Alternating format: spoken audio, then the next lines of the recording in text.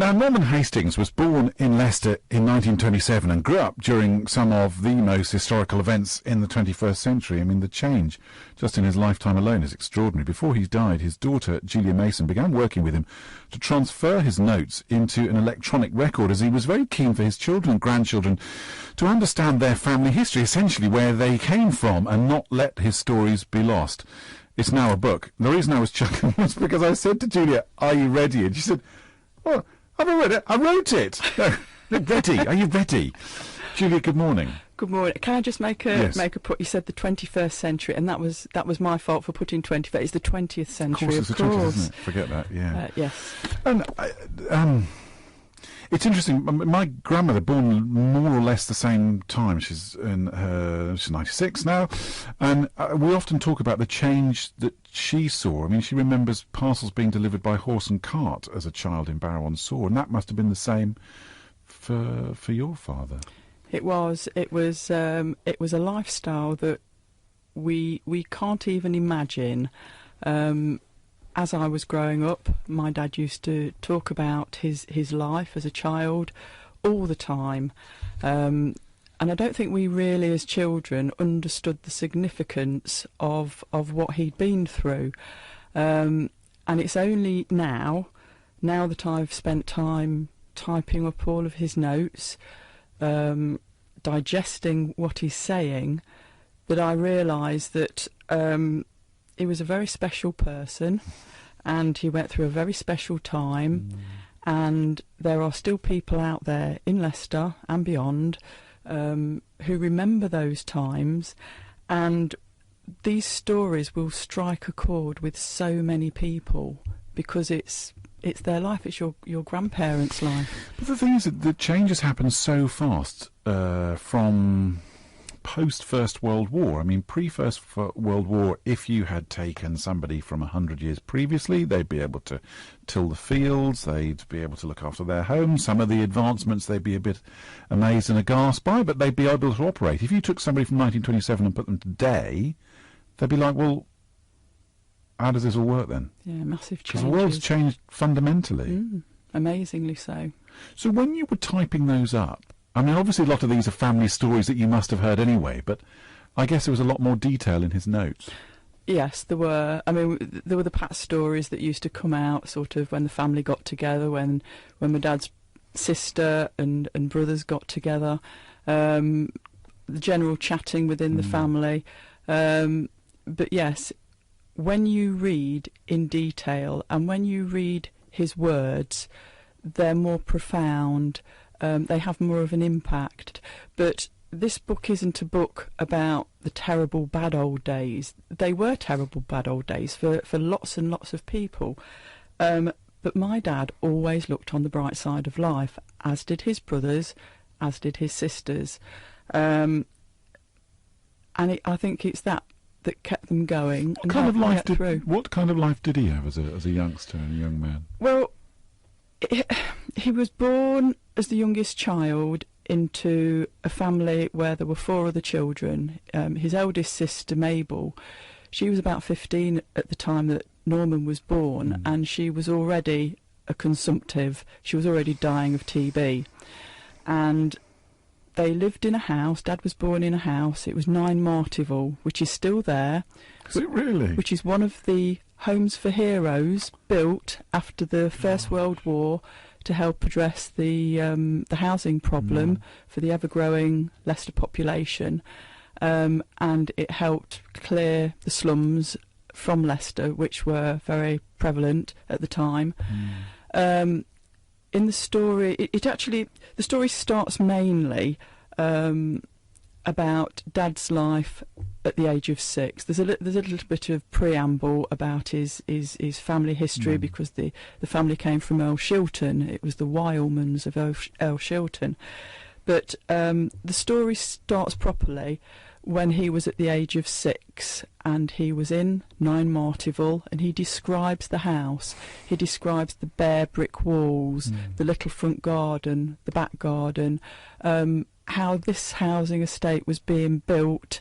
It was still in the process of being built in places, so he talks about that.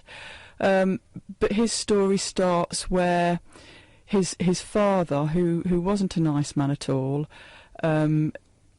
he left the family. He abandoned the family. So it was mum and 5 children, is it, that were left. The mother was working. She was trying to keep the family's heads above water. She was working in a factory. Mabel was very often in the sanatorium, which was the Gruby Road Sanatorium, which is no longer there. Ted, the brother, he was about 15, 16 at the time. He was working. So there was the mother and the older brother that were providing funds to help the family survive. And they did do very, very well for quite some time. But as was the system back in those days, it was the father that owned the rent book. And mother was sending the money to the father to pay the rent on the house, but unbeknown to her, he wasn't paying it. And one day, Dad turned up at the house while mother and the older brother was out at work. He turned up with a vehicle and 2 men, and he just systematically cleared the house of every item in property, whilst my dad, as a 6-year-old boy, his brother Ron, who was 8, and his older sister Maisie, one of his older sisters, Maisie, she was 12, they were at the house. They cleared. He remembered that? Oh, he remembered it so clearly. My dad had the most amazing memory, and for my sins, I think I've got an amazing memory as well. School friends will say to me, "How do you remember that? How do you remember that?" I'm 60 years of age now. I can remember people in my class. I can remember the age of 3 living in the Highfields area. This is me personally. We lived in a house in Gordon Street, which was demolished many years ago, and we had the multi-storey flats, the 2 flats that were built.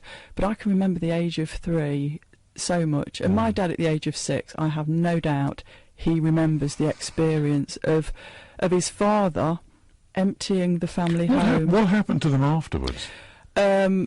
Maisie went to get the mother out of her factory. She came back. Dad had left an envelope on the mantelpiece, and she thought it was just a note saying that he wanted to come back. But what it was an eviction notice from the City Council housing, and the family were evicted from the home.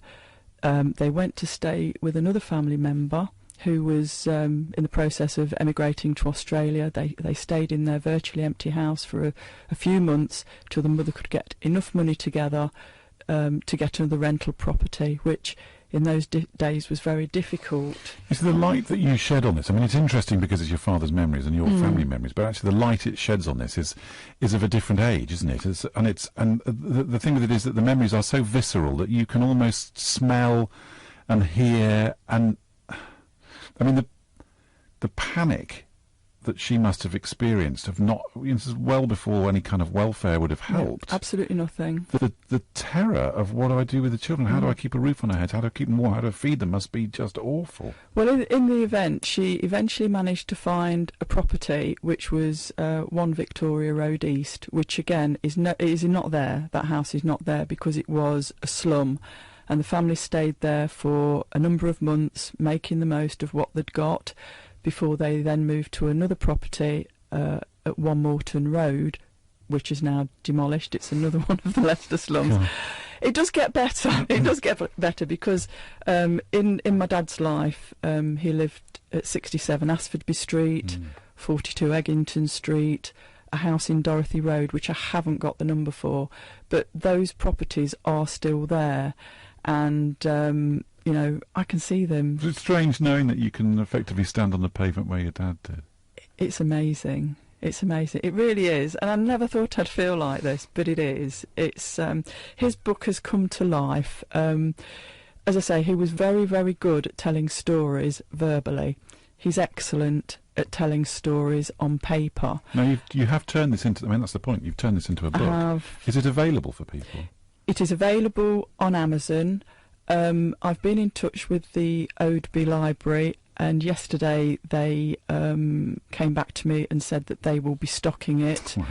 I've been in touch with the Leicester Record Office. and I'm waiting for the gentleman concerned with this sort of thing to come back to me. He's on leave at the moment. Can I just say, I love the photograph of your dad on the front. It's a really cheeky, I guess he's about 10 there, something like that? I don't know. He's 10, isn't 12, it fabulous? like that, but it's just a cheeky little It monster. is. I mean that in the best possible sense. He's just a bright, intelligent, smiley. He was a guy. Moat Boys schoolboy, I believe, in the days when the Moat Boys school was actually incorporated with the Moat Girls School and the Moat Infant School on Ventnor Street, is it? Yeah. But I think that was taken in the days when he was in his school uniform. He was so poor, the family was so poor, but they were so happy, they were so funny so many times. They had the downsides. My dad had TB and he spent 3 months in the Gruby Road Sanatorium on complete bed rest. But I liken his story, when I read it, I liken it to the old William books, Richmond Crompton's. Yes, there's lots of escapades. That's actually who he looks like. Julia, it's lovely to talk. It's lovely to talk. I'm glad that people will have an opportunity to read it. I think it's a fascinating insight, real insight through. It's not, you'd think it was fiction. It's extraordinary. But thank you so much for coming and joining us. It's all true. Yeah. It's all true. Norman Through My Eyes: A Social and Personal History of Leicester. And you've got to say. Whispering in front of a microphone. Julia, before you go, you did ask, can I just say something about my grandchildren, please? You've got to mention your grandchildren. I have 3 beautiful grandchildren. Yeah. I have Izzy Bradley, I have Ayla Mason, and I also have Ella Mason, who is only 11 weeks old. But I know these girls will be so excited for their names to be on the radio. I think it's great. So thank you very much for that. Have a great weekend. Thank you. Thanks.